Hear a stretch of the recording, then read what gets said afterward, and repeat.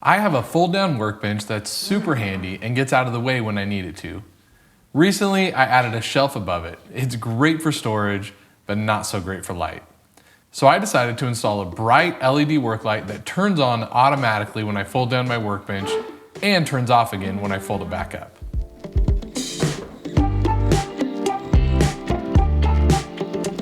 First, I needed to figure out how much space I had to hang the light. The workbench swings pretty close to the shelf, so I knew it was going to be tight. With that figured out, just a bit under 7 inches, my next step was to actually hang the light. I ran into a little problem here. One of the hooks was missing. No worries though, I grabbed a 2-inch finish nail, and using a couple pairs of channel locks and a pair of needle nose pliers, I bent it to shape, no problems. Now, it's time to hang the light. First, I measured the distance between the chains. Then I guesstimated about where the light would be centered over the workbench. It doesn't have to be perfect, so I think my guessing method worked just fine. Then I pre-drilled the holes for the eye screws and installed them. Next, I had to figure out how much chain needed to be removed so the light didn't hang down too far. With the chain shortened, I rehung the light. It looked like it was gonna work, but there's only one way to be sure. Not quite enough space. There was only one piece of chain left, so I couldn't hang it any higher. So I decided to just bend up the rear reflector. So with that taken care of, the workbench had just enough clearance to go up and down with no issues. This little switch is the part that this whole build is based on.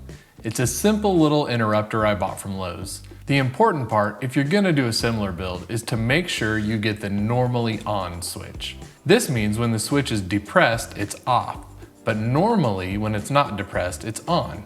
Just like in your fridge, or mini fridge. So my next step was to figure out exactly where on the power cord I would need to install the switch.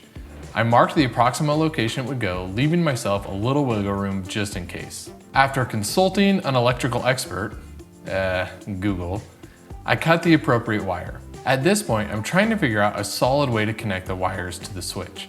The physical layout of the switch wasn't ideal for my application. However, I persisted. I loosely wired it with a bit of electrical tape and tested it to make sure it was wired correctly. The test went well, so I soldered the wires to the switch and wrapped it with electrical tape. I have very little soldering experience, so if you think that I was doing something wrong, I probably was. But hey, it worked for me. In retrospect, I should have used heat shrink instead of just taping, but it's not going to be exposed to any weather or anything, so it should be totally fine. Now it was time for what I expected to be the most challenging part of the build. Mounting the switch on the wall in the perfect location while still being able to lock the workbench in its folded up position. I started with a scrap piece of plywood, the same as the workbench top is made from. I cut a hole in it to fit the switch and routed out channels for the cord to rest in. Let me just say, using the bench with the new light was awesome. The piece of plywood gave me a good base plate to attach to the wall, but as you can see, the switch is still pretty loose. I plugged the cord in to make sure everything still worked and realized I had a problem I had not anticipated. The cord sticking out from the wall prevented the workbench from being able to close. I think there's enough space I could have used a 90-degree angle plug, but I realized if I just cut a hole in the bench, I would be able to use that plug even when the workbench is folded up. I used my router to cut the hole in the workbench top, and it worked out pretty well. They aren't the straightest lines, but it works for me. The bench can now fold up with no problems at all.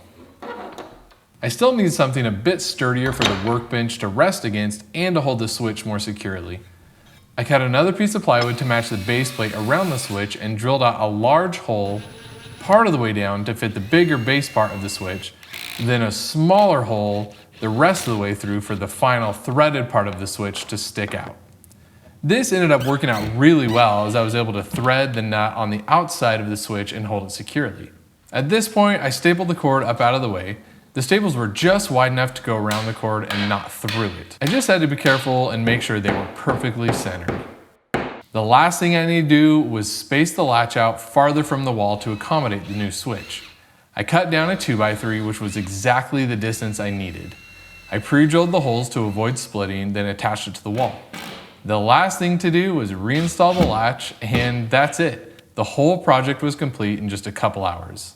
Now I have a workbench light that turns on automatically when I unfold the bench and turns off again when I fold it back up.